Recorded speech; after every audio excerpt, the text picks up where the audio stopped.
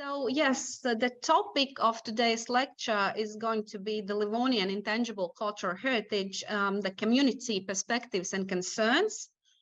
And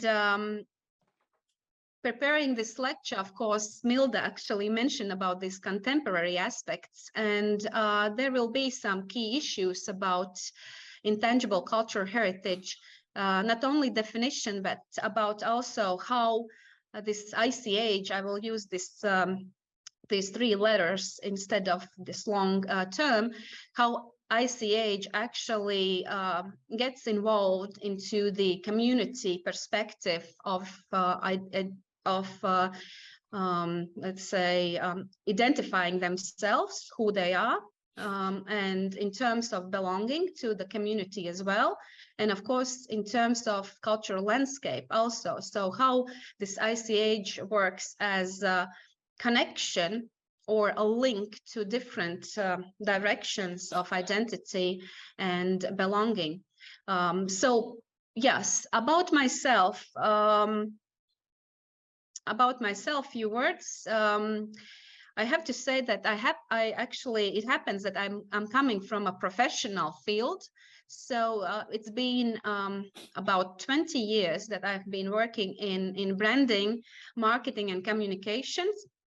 So actually managing an agency and an advertising agency, and having quite an expertise in different marketing fields and strategic and tactical works. But now it's also been quite a long time since my academic interests have been covered. Also, this place branding field in the same kind of ways. So I'm still working as a professional in place branding, but also my academic interests are really close to these questions about community-based and land-based sense of place. Actually, this question could be how manifestations of intangible cultural heritage and its contemporary forms provide a sustainable and authentic narratives of self-identification within the cultural landscape. So really looking forward to these different uses of intangible cultural heritage in place branding, and at the same time really in definition or information the identity and belonging to the place and also the community. And I'm right now in kind of finishing my PhD thesis, and the thesis about the role of intangible cultural heritage communities in the construction and representation of place identity. And I'm really researching one of this really quite new and interesting region right now. It's Selonian region. It's not Livonian, unfortunately, but it's Selonian.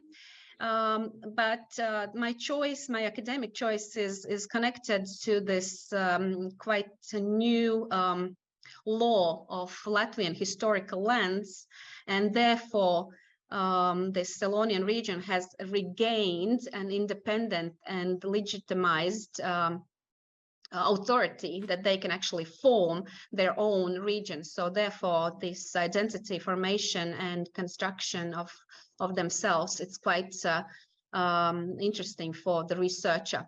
Okay. All right, I see already the question about what does it mean of narrative to be sustainable. I will have this question written down, and I definitely will go on because I have some samples later on, and I think that I will try to answer to your question. All right. Yes. Okay, just let me write down. All right, good. And thanks that there are already some questions are popping up. It's really giving me some feedback that you are interested in this topic as well. So there, to go on, I have to also kind of cover the research this joint research that I'm also involved in. As Mildane mentioned, I'm a guest researcher at the University of Latvia Livonian Institute, and with this interest into the cultural, let's say, sciences and studies. Of course, I hope my expertise is really coming handy in this case. So all the things that I will be kind of representing here, these will be coming from this joint research project that we are in from 2021 to 2023. And this research is based on the task to kind of compare minority cultures in three territorial or countries, let's say that.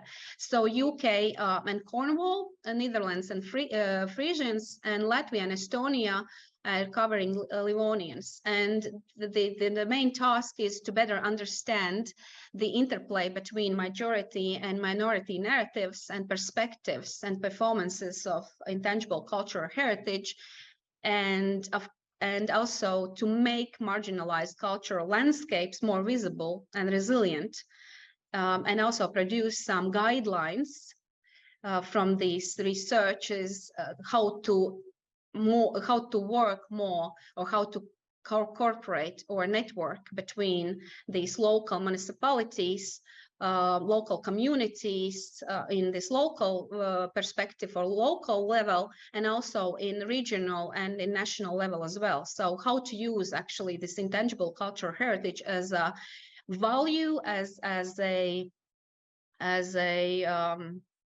great resource to build up the manifestations and build up the self-identity of these cultural communities more visible and more resilient. Also, talking about the territories that we are covering, I have to say, and probably you already seen this slide in previous presentations, but also it's common to this intangible cultural heritage research. So the ethnographical research was covered it covers two Livonian historical territories: the Livonian coast in west Latvia, and Selets Livonian areas in east. I hope I kind of got directions right. So these are historical lands where Livonians used to live in 10th and 13th century. And of course, there are some visible manifestations already of ICH, but our research was also tended to cover up or discover new perspectives of intangible cultural heritage, that it's not so visible, or it's so everyday practices or skills that even has been probably not lost, but they have been so average that the communities themselves, they do not think of this ICH heritage as ICH manifestations as something really unique, or something really that could be, let's say, said that it's really theirs, or it's really unique and belonging to them. All right, there's a question: do you have any information about some recent research or situations of the endangered Serbian language and cultural UCIT Germany? Fred, unfortunately not. No, I do not have any information about these, the researchers around these situations, so I probably won't be able to kind of give you any insight on the situation. I'm sorry.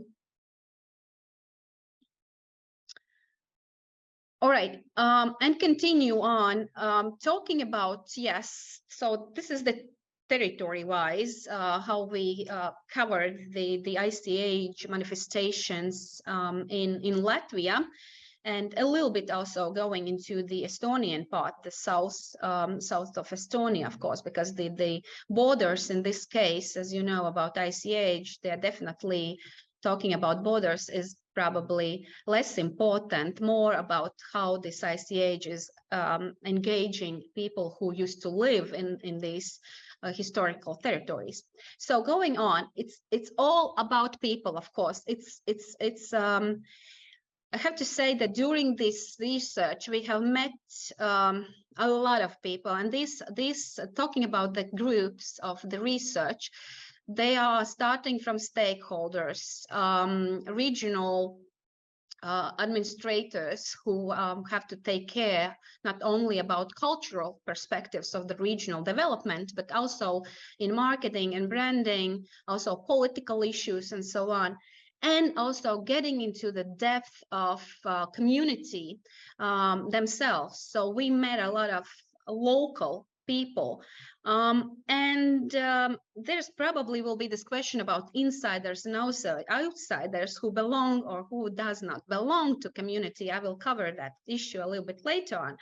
But of course, there are a lot of different generations. There are different perspectives of the community members themselves who kind of say that they are the members of Livonian community, who are Livonians, or who belong to Livonians, or who have been touched by Livonians. So the definitions, there are a lot of interesting definitions how they relate themselves to Livonians and Livonian ICH as well. So there are a lot of people, and of course it was really pleasure to meet them all. And I have to say that we did this qualitative research that we did.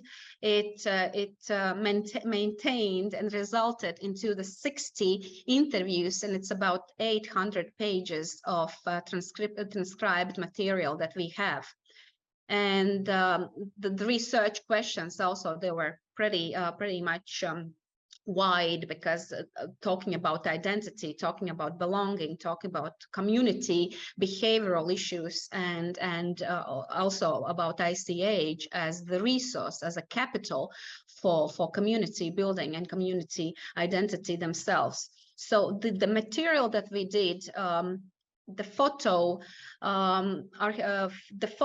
the pictures, the memories, the interviews, the texts, and a lot of different other aspects, they are really quite useful material that will be probably research also further on. And talking about community, I have to say that I will give you a little introduction on definitions, because I'm using these terms, community, ICH, and cultural landscape, and I wanted to kind of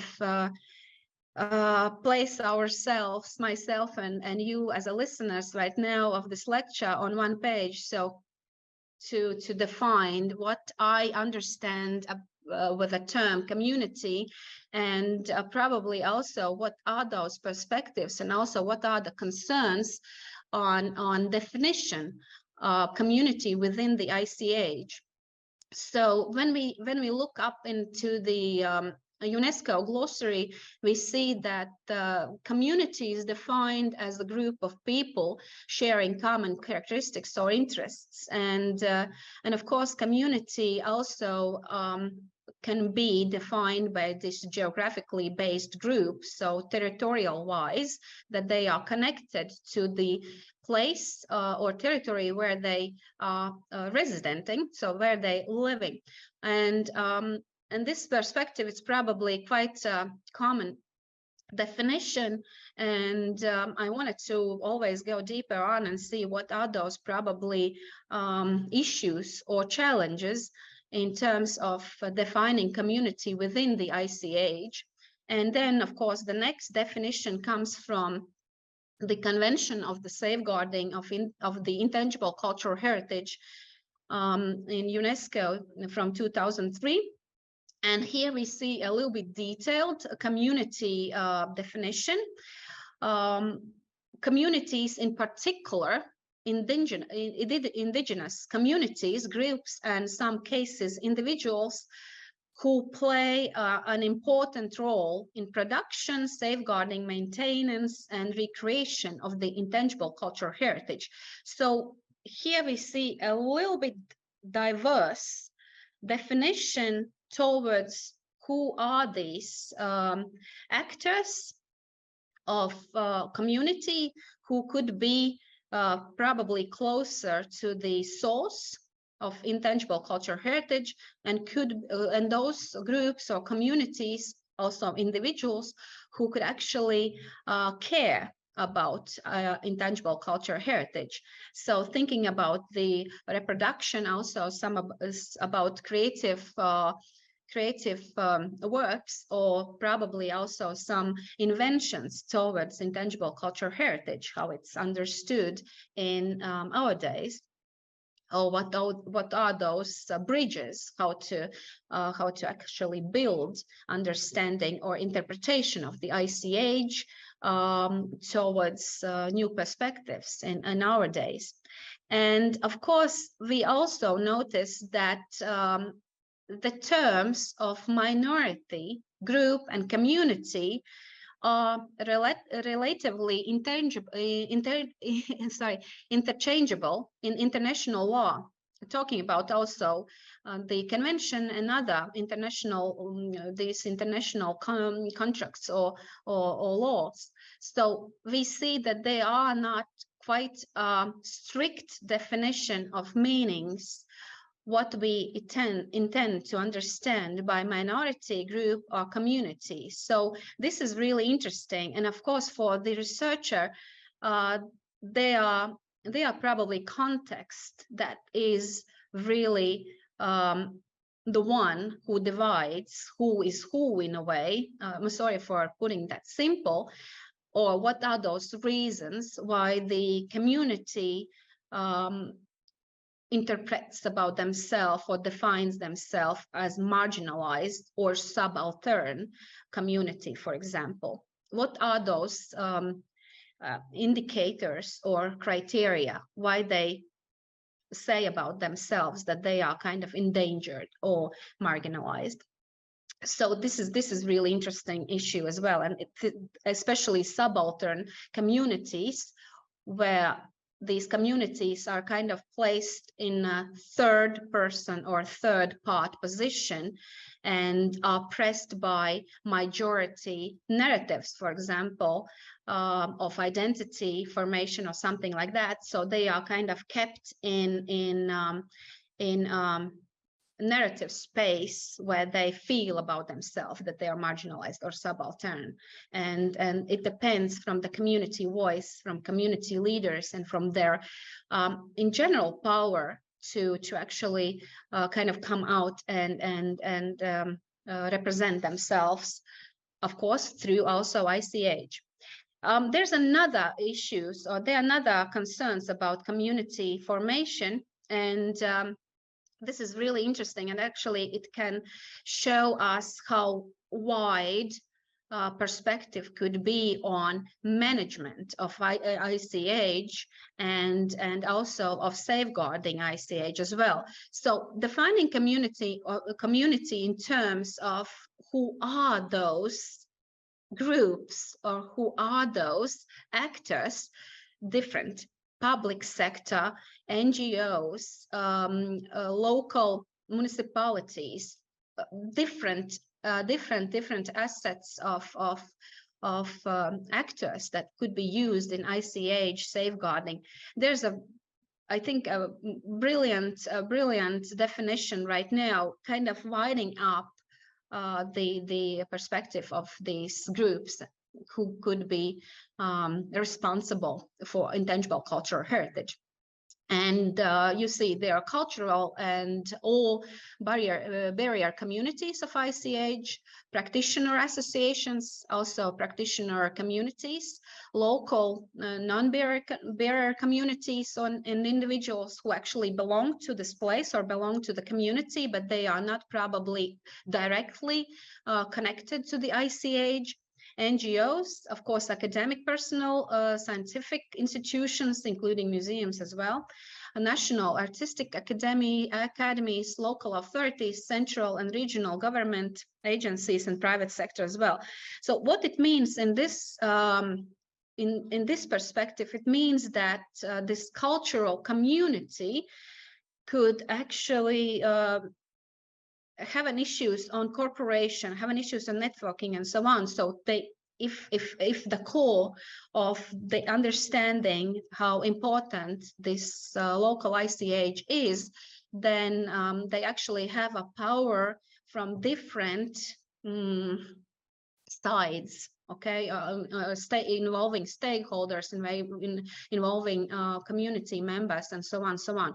So, and in the same time, of course, this definition, in a way, also raises some challenges in terms of who is authorized and who is more probably responsible, or who is this part of responsible for the safeguarding, and of course also keeping an eye or control on ICH as well.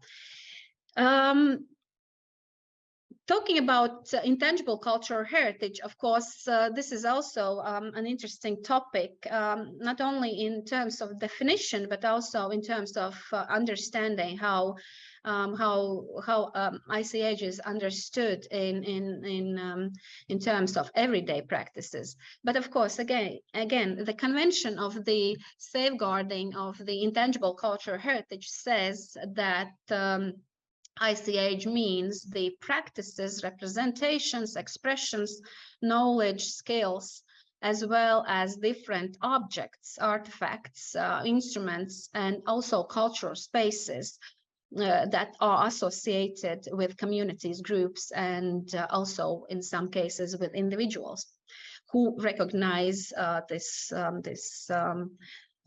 practices as their cultural heritage.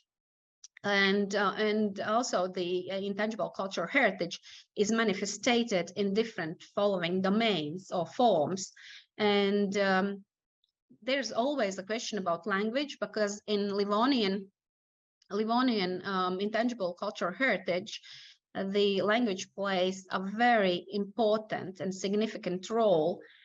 Of course, we can say that it is a symbolic role in terms of function, everyday function, but in the same time, we see that there are a lot of intentions and a lot of, let's say, movement towards practicing language, learning language, using language more and more on an everyday basis. And there are also community members, starting from individuals, ending with different groups and also initiatives towards the learning in Livonian language, because it covers up, or it is a bicycle that holds a lot of practices within the language. So there are rituals, traditions, songs, and plays, whatever. There are a lot of manifestations that goes together or interacts with the language itself. So the oral traditions and expressions, definitely, there are a lot of manifestations of that. I will also show you later on the samples. Performing arts, social practices, rituals, and festive events, festivities, other words, knowledge and practices concerning the nature and the universe. This is quite interesting, interesting point, because in the Livonian case, there are a lot of, in a way, issues, because the Livonians in Kurland area, it means in this west part of Latvia, they live really close to these nature preservation parks, and the whole coast is actually, it has changed. Of course, it's by the political issues and also different aspects that historically and politically has been involved. But in the same time, of course, there's in danger these everyday household traditions that Livonians have been practicing for years, decades, and centuries. But now, with the preservation of the nature aspect, there are a lot of there are a lot of issues towards safeguarding these practices. For example, fishing practices as quite unique expression of also intangible cultural heritage. And this is about relationship relationship between these communities, local communities, local Livonians who have been practicing fishing through years. That's their family tradition in general, and about the nature protection laws and different aspects that they cannot really practice it in full perspective as they would like to do it.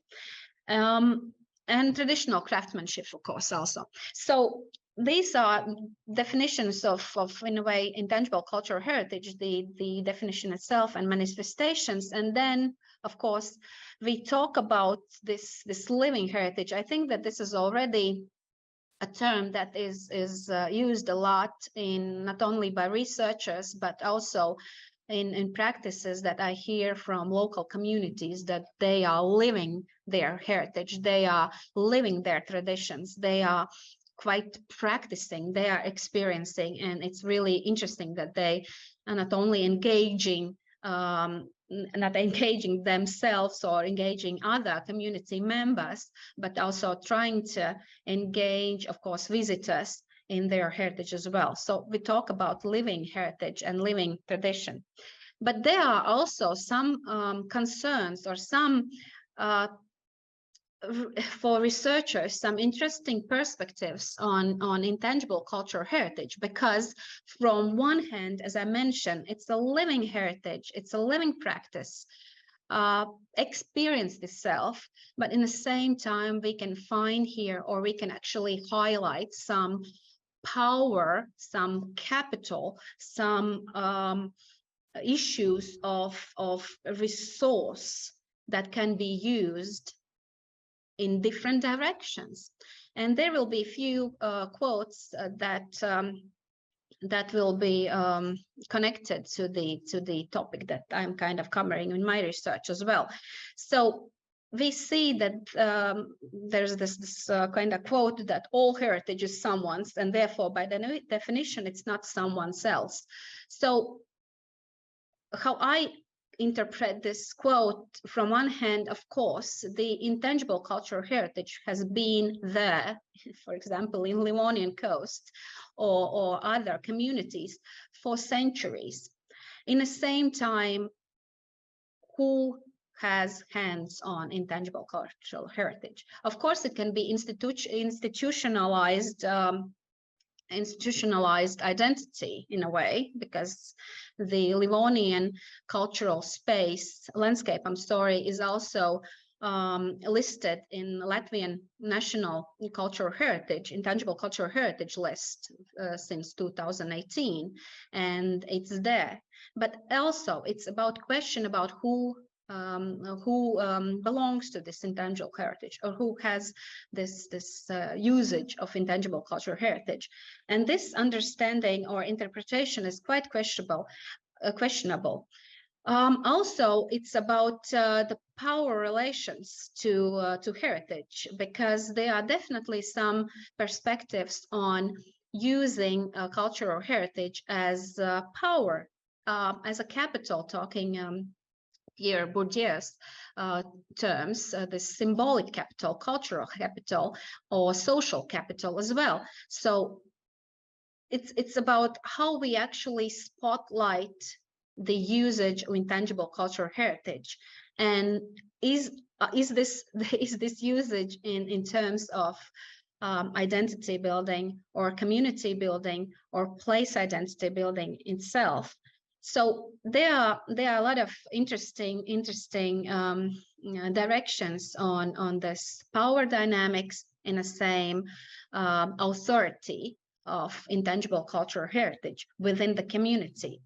And that we have also noticed that within the community, we see sometimes also, we have seen that there are some conflict situations that seems everyday practice in a way, that community members question themselves who are more authentic Livonian, and what are those criteria. Do you have the bloodline, or you have the family traditions, or whatever, or connection to the place? So it's really interesting what the members of community themselves rise as these criteria, how they can define themselves, who is more real or authentic Livonian. Is it issue? Is it issue in general? Does it have any meaning? Of course it does, because it's really connected to the identifying themselves as probably insiders, or when we use this term, insiders of the community. And it's probably this also always this question about identity themselves, because when we say we are identifying ourselves like Livonians, there's definitely some outsiders. So there's definitely these two parts, and this is probably like one of those never-ending questions. But this is probably, if you feel that you have some comments on this, then I would love to also have a discussion after the lecture. And also, I have to say that for us who live in Baltic states and this East Central Europe, that had an independence awakening, this period quite a long time ago already. But we felt, and this is really interesting, that we felt this folk culture in a way, this really simple, there are some probably also terms used as peasant folklore, something like that, was a symbol for wakening up and regaining back the independence. And this is really important towards understanding ICH as well, because there are some connections and some links to ICH as something something really not only symbolic, but more in means of defining ourselves within. And this is one of those quotes from Christine Kuutma from Tartu University. She is a professor for cultural research of the University of Tartu, and she has a really great articles on defining ICH, on perspectives of symbolic and social and cultural capital as a resource for community understanding, and in the same time for the cultural management system as well. And this is something that really interests me as well. And also, what I'm quite interested, and I wanted to also include this quote in my presentation, that talking about conceptualization of ICH, we see that there's definitely a discourse of authority and expertise. So, kind of getting back to my question about who is responsible and who has these hands-on intangible cultural heritage in means of community. So there can be also seen some interesting usages of ICH as a social or symbolic or cultural capital within the community, within the leaders of community. But these are not only issues that I'm covering. I think that I already mentioned about this community insiders and outsiders question, who are defined, and not always outsiders are visitors. They are definitely outsiders already in community, even though they claim that they are Livonians. But this is the interesting question. And also about cooperation and networking. How they interpret intangible cultural heritage, also in terms of community. And talking about authority and expertise towards marginalized or subaltern communities, this is really interesting because there are some researchers from Manuel Castells, for example, who has been researching on Catalonian region identity, and there are some theses on that ICH can actually be used as a project for resilience, identity resilience and identity project them itself, especially for community who feels marginalized. So really interesting how this intangible cultural heritage is really used in different terms of community identity and place identity itself. All right, moving towards, and the last definition, and then the last definitions, and then I'm on samples.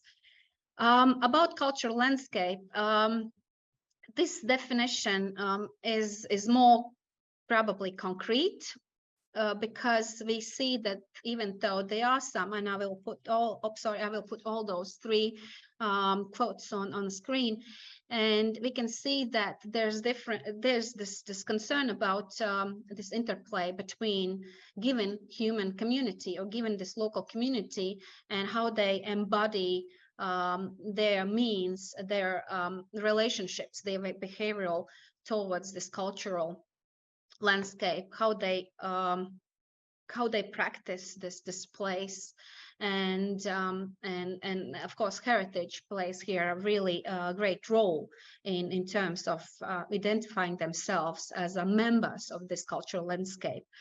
Also, we talk about this different means of culture here, because the culture can be as agent, or culture can be a nature area as well as medium, and culture can be also a content for this landscape. So the cultural landscape is fashioned from a natural landscape by a cultural group. Again, this interplay between community and the understanding of the nature and the place. And the last one, of course, it's also connected to the cultural image, and cultural image as a perspective or associations of imagining community. So it is developing, definitely. It's really, of course, it has some stereotypes also within Livonian community. There are some stereotypized images. There are some really imagined images of community themselves. Sorry, but in the same time, we can use ICH as a filter, as indicators to point out what are those cultural indicators within the landscape, and how we can read this landscape using ICH as well. And yes, and I mentioned about Livonian cultural landscape that is included in the Latvian national ICH list already since 2018, and I have to mention that also newcomer, the Vidzeme Livonian culture space was included in the Latvian national ICH list since 2022. Actually last year, and I'm in a way responsible right now. This is my kind of volunteering responsibility to take care of coordination of this specific newcomer in national ICH list, and also to build the recognition and visibility of this cultural space right now. So we'll see how this mission will continue, and what the results will be. So, but talking about already specific findings and specific manifestations of ICH, and some issues as well. We see that from the research we did already, and we see that Livonian community, if I could actually say in this not in individual kind of perspective, but in community wise, there are 4 ICH manifestations that Livonian community responded that they are significant for them. The first one, of course, is language, and the Livonian language as a vehicle for ICH manifestations, and also for different ways how it can be created from new. So there are songs, there are plays, there are, of course, everyday language as well that it's learned. And it's great that there are some initiatives towards practicing language more and more. But of course, language is seen in physical space. You will see, and also in digital space. I will show you a little bit later. So the language was definitely number one when we asked informants about what they feel or what they think about Livonian ICH. The second role was not the second place probably was this three-colored flag, so green, white, and blue, and the colors as indicators of Livonianness in general. So the color code is used probably most widely as recognizable identificator of Livonians, and also there are different adaptations of the color code in digital space and also in physical space. So they claim that they are Livonians, or they belong to Livonian culture space or Livonian community by using this three-color code. The next one, the third, those are different household skills or everyday practices. As I mentioned, this fishing, for example, going to the sea. Of course, this is also defined by this geographical territory where Livonians used to, where historical Livonians used to live, and nowadays, of course, also. But we cannot say that this skill is practiced as it was historically, or it has been authentic, quite not so. But still, there are some boats, and there are some practices, of course, but this practice is really the one that has been probably touched by a lot of historical and political issues as well. But then the fourth one is the food. Different cuisine traditions, traditional fish soup with milk or dairy products or something like that, and different interesting recipes that still has this heritage from that is handled from generations to generations, family to families. And yes, and the last one, it probably made already 5. I'm wondering why. Traditional costumes. So also this traditional costume topic was mentioned a lot towards understanding identity of Livonians. So they definitely mentioned these kind of unique hats with flowers, lots of colorful ribbons, and so on, so on. So this is also mentioned as a part of their ICH values. And of course, talking about the Livonian language, we see that in physical space, in terms of linguistic landscape and cultural landscape, this physical attachment to the place, the signage, usage of different expressions of Livonian language is really used and practiced a lot in physical space, and it's important because it's bound to this natural habitat, natural space sorry, of territory as well. So the place names, household names, the historical significant locations are signed or described by Livonian language, what is there or what it means. So different usages of Livonian language. And of course, which is really interesting, talking about narratives, when for visitors or for outsiders who come in, especially this is Livonian coast, the Kurland, when we see these signs in Livonian language, it raises questions, what it is, what it means. So there's a dialogue already coming up, and it's really great that the locals can talk about it, what they mean, what they understand, what it means, and how important it is in their everyday life. So this is definitely something that they gain from the Livonian language. Definitely, there's no doubt about that. There are some other pictures from the local objects and signage. Also, there's this educational aspect, definitely. Also, it's not missing, and I think that this is as I mentioned, the physical location and signage in physical space. It's really important to kind of have attachment to this cultural landscape and uniqueness of Livonianness. Also, we see that Livonian culture landscape is in social networks and digital space in general, not only in terms of different uses of language, but there can be there's this site of individual initiative, the site that teaches every day one word, for example, or some terms or sentences in Livonian that is connected to the actual situation in within the state or within the political, economic, and social situation in a country, for example. And there's also this quite a big group.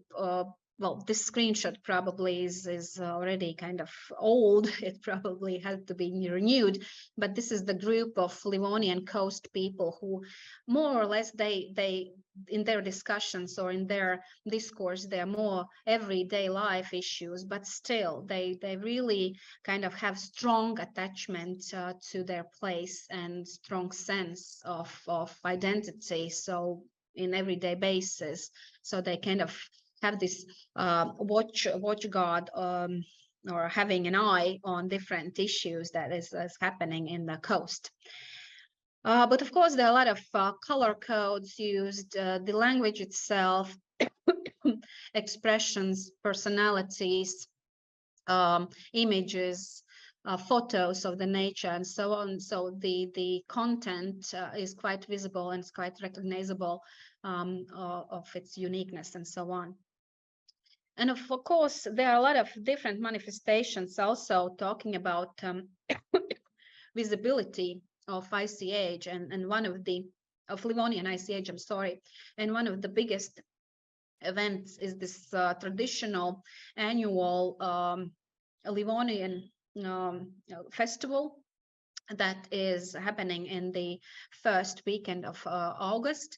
And it actually gathers not only local community, but also those who claim that they are Livonians or they have any connection or ties to Livonian. Sorry.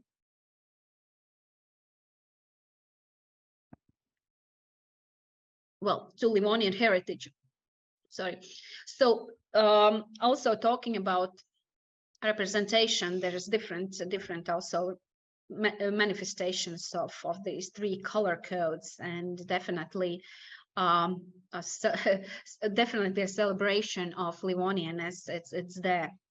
So this is really a recognizable event already, and interesting to follow up its development.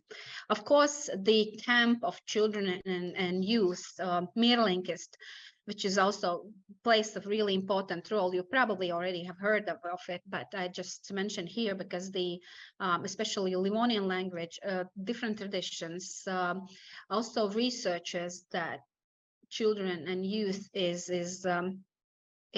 doing during this camp is really important, because they cover different questions of ICH as well. How ICH is connected to the place, how ICH is connected to different personalities and values, what they can actually spot it in the place and within the community as well. So this I could say that the camp itself has of course, it has a limited space, because they are not only there are more the more participants that they actually can take in, And of course, it raises always question why this or that child or this and that family. But of course, this is really a long, let's say, long tradition already, and there are some criteria that has to be done, of course. But this is for researchers. It's really interesting question also about this leadership and active core of Livonianness that is built within the children and youth, and who is doing it. Again, about this authority and expertise. Yeah, and then going on about the symbolic usage of three color codes and different expressions. We see that also in landscape there are different usages, and this probably makes this place not only unique, but there are some answers that probably quite exotic in a way. But this is more about visibility. This is more about getting into the let's say word of mouth also, and viral communication, because when we make some kind of pictures of that, of course it could be sent out, and it could be placed in social networks, and of course it's really getting around. So this is also, it has this viral aspect, not only visibility in a place within, but of course the spreading out in the networks as well. So it's really in a way important how it's used. But also I guess I didn't put some symbols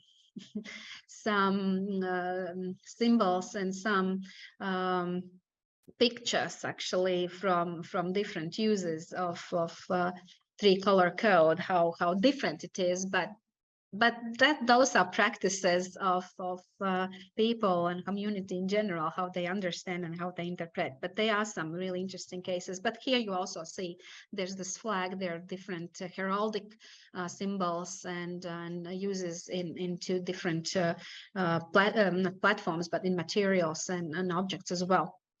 About symbolic symbolic also or symbols or means, this is the blue cow of Livonian coast that used to be there, and it's actually used not a lot, but still this legend is quite interesting topic in tourism, where this blue cow is used as a symbol for travelers to getting around and go in a path of this blue cow. And it is in general, even though there's probably one blue cow probably that you could see, but still we can see some manifestations of this legend going around. And there's actually a brown cow that we met in our research. But yeah, but this has some kind of potential, and when we can see that also some tourism agencies are demanding such a symbolic communication and expressions of ICH, that it's probably more universal in a way, and probably more attractive as something else. But also probably it's lack of knowledge, and it's lack of information. It's probably a lack again of this community set what or who we are, and interpretation of the ICH that could be used as indicators of this Livonianness in itself. Going on about cuisine and different traditions, also we could actually spot it different expressions. For example, these branches of trees that they are kind of serving as protectives from evil or some kind of bad intruders into the house or something like that. So they are used a lot, and this is probably a tradition. I cannot say that it comes from Livonian or it's Latvian or it's only Livonian. It's hard to say, but this is kind of interesting tradition that these branches are keeping up from evil. Or for example, this little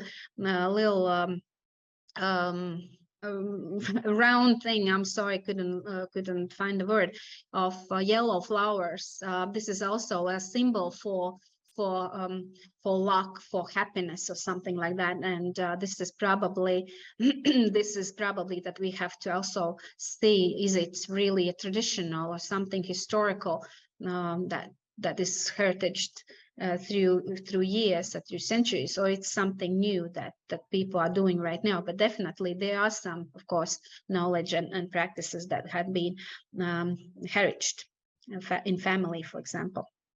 Talking about Livonian ICH as a potential for the marketing, and this is actually issue, and I will also say why, because also there was this question about narrative and sustainable narrative. I'm not saying that one of the understandings it is about Livonian identity and narratives that actually has connection to this identity, that they could be adapted, or they could be commodificated in some kind of tourism product and something else, or that could be sustainable. I'm not sure, but it's definitely something that could be recreated. But and I will talk about sustainability a little bit later, I think in conclusions also. But in general, sustainable narrative identity, it's more about having this, how to say, a space of flexible interpretation who we are, still having hands-on, unique and significant manifestations or values, but still having this perspective that it can have a long term, it could have really a deep understanding of themselves. Then it could be sustainable in terms of mindset, in terms of behavioral attitudes, emotions, and so on. So definitely something like that. And of course, this is also about relationships between humans and nature. Also talking about sustainability. Not always we will find these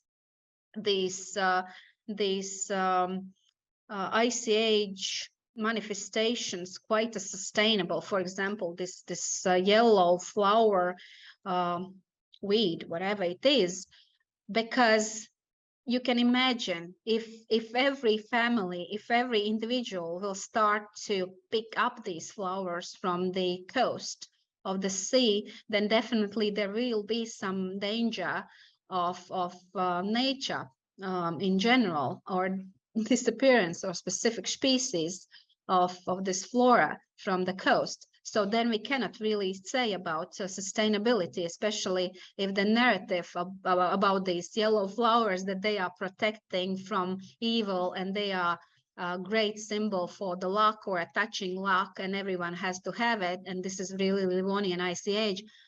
Well, of course, this is really something that probably will have some kind of soon end or dead end, right? So different ways, but I will return to it again. Just kind of caught my attention right now on this issue. But talking about Livonian ICH as potential for the marketing and for commodification, what actually I mentioned, there's also different levels, but we see that local communities and visitors of the Livonian coast have been involved and exposed to Livonian ICH in different ways. Still, there's a lot of potential and there's a lot of things to be done. But right now, of course, this is this festival that gathers some craftsmen and popularizes some crafts also there.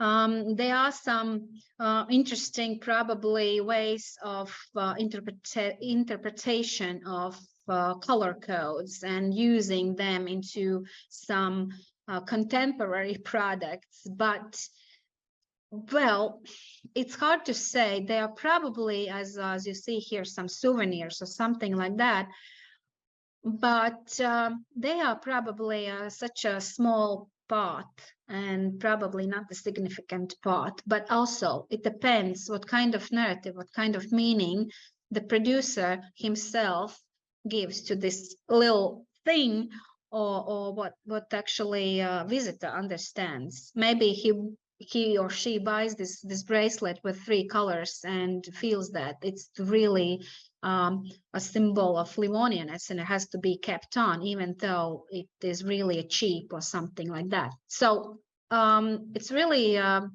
kind of tactical, in a way, question, but in the same time, it raises some issues towards identity and belonging issues as well.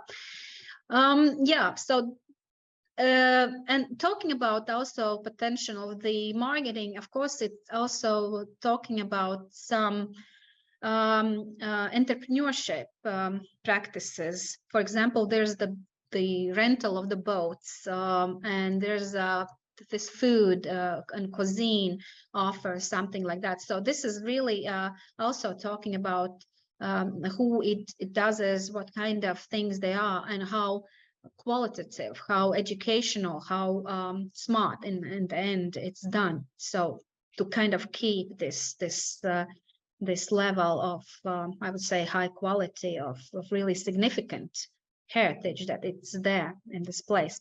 Okay, and moving on. I think that probably my colleagues already presented this Livonian year and Livonian Heritage Year, that it's right now on this year, the whole year, and we can see that from these sorry, from the events and participation, it was actually a crowdsource initiative at the end. We felt from organizational part that this was really something unique, something really interesting for Latvians to kind of see and question what is Livonianness, even though it was probably not really a long time ago, but it was really kind of connected more to the Livonian coast, to this west part of Latvia. Of course, it's there. It's the living heritage is there. But this Livonian year, of course, kind of opened up nation-wide questions and understanding of the Livonian issues.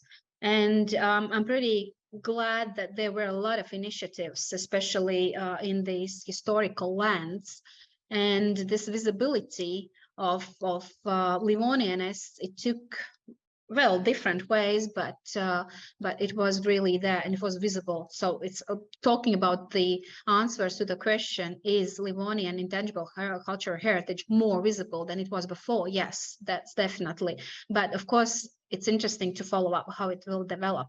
And they are really interesting contemporary manifestations, how Livonian intangible cultural heritage is practiced. And this is the picture from Sigulda municipality. And of course, the Sigulda region, historically, there were these Gauja Livonians.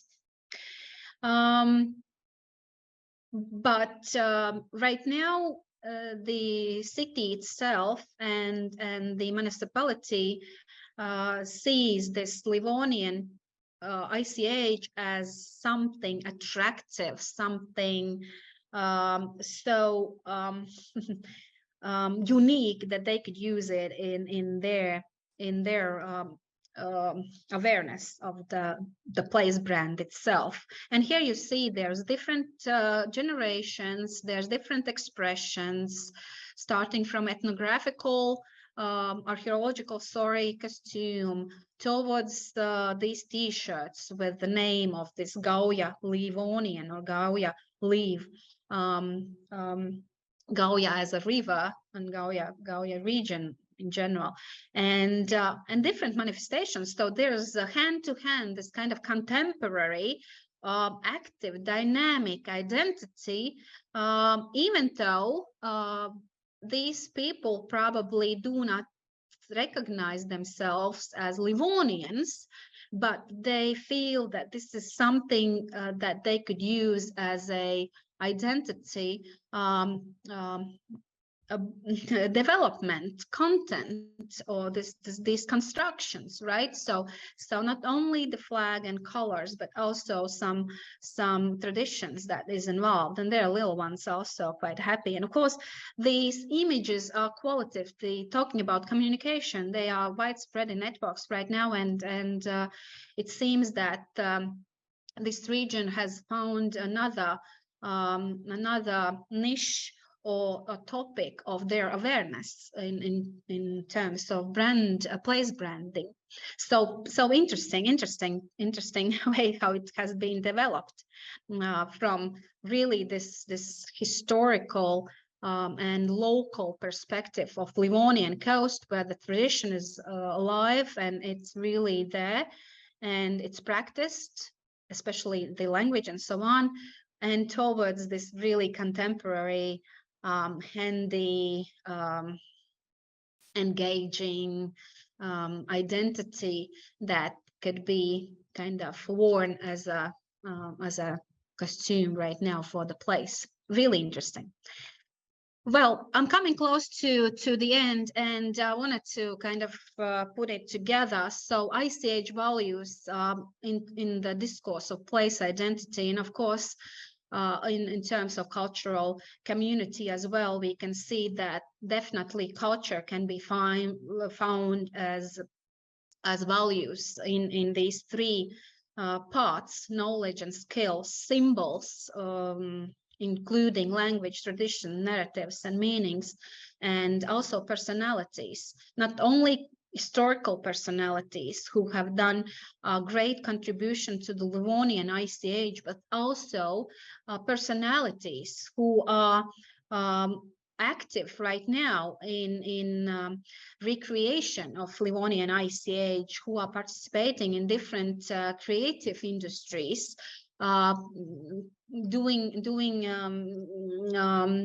concerts or musicals or writing books or poetry or wherever. So there are a lot of also this recreation or creation of Livonian ICH, which is really important. And of course, talking about capital, symbolic, cultural, and social capital sits here, talking about expertise and authority. So it's only question how to use it towards community identity and place identity as well. And just a few reminders about place branding, and because I'm coming from that field, and this is really right now a hot topic in Latvia, because we just had a year ago, we had this administrative territorial reform, and there are new borders right now in state of Latvia, and in a way, intangible cultural heritage, we see that there are these communities that that they do not have borders. But it's really interesting to follow up how this intangible cultural heritage is practiced as identity building across the borders, across the states, for example, Estonia and Latvia, and of course in regional level as well. So definitely also this intangible capital is or has a capacity to be a brand resource of the region and nation in general as well. And we see here this place brand essence model, which is really kind of which is kind of schematic, but in the same time quite conceptual, shows us this natural environment, this physical environment, talking about objects that holds this intangible cultural heritage manifestations, such as language in signage forms or whatever. It's really important that it's there, because it's the probably primer indicator or primer code how people in general could associate themselves with this place and feel connected to this ICH as well. And then comes these different ecosystem levels of cultural, political, historical, social elements that are also important in place brand building. And then the last, but the most important and probably most hardest for place branding experts to research and make sustainable. It is connected to this authentic sensory elements, symbolic elements, and stage spectacles as well. So there probably sits this notion of sustainability, that if there are identity narratives, that they actually kind of grow from inside to outside and back as a feedback probably as well. So all these rounds, or all these system elements are connected, and there we could actually talk about sustainability in general. But they are in place branding also, there are some issues, and I just will mention a few of them. For one, talking about this fake lore, because it's not only connected in damaging commodification of ICH or commercialization of ICH, but it could be a danger to kind of become quite simple and quite not simple, probably that's not the word, but something that damages the value of ICH, and therefore this issue about authority and an issue about expertise of the culture community is really, really important, that they are barriers of this heritage, and it's really their responsibility probably to kind of have hands-on the usage of ICH in terms of place branding as well. And then of course also there's this especially in marketing, in place marketing, that what are those forms of cultural heritage? Of course, the simplest question is the experience and practices of different events and show. But still, there's this question about shows, about show and tell events that are not anymore that unique, that are staged, that it's already such a tourism product that it has not really something that is not authentic, and something that it's not original, but it's actually staged. And there's always this question between how far could we go, and these terms. And the final slide about conclusions and main reflections. The content of Livonian ICH is, in general, is scattered and fragmented, even though there are some developments towards really kind of conceptualizing ICH and starting to build up. I wouldn't say concrete, that wouldn't be the word, but probably some sustainable, probably also not yet, but definitely there is some movement towards, or dynamics towards ICH understanding more as holistic resource, or holistic capital for communities. Also, Livonian cultural landscape, but this is talking about Livonian coast, is more diverse, variety, quality, and dominance of Livonians, of course, in Courland area. But we saw this Sigulda municipality activities, and so we're not talking about this cultural landscape there right now. It's not true, probably, but it's more about manifestations of Livonianness in different forms. Also, we see that this image of Livonianness is definitely language combination of these three colors: photos, videos of traditional dishes and festivities, events in nature landscapes.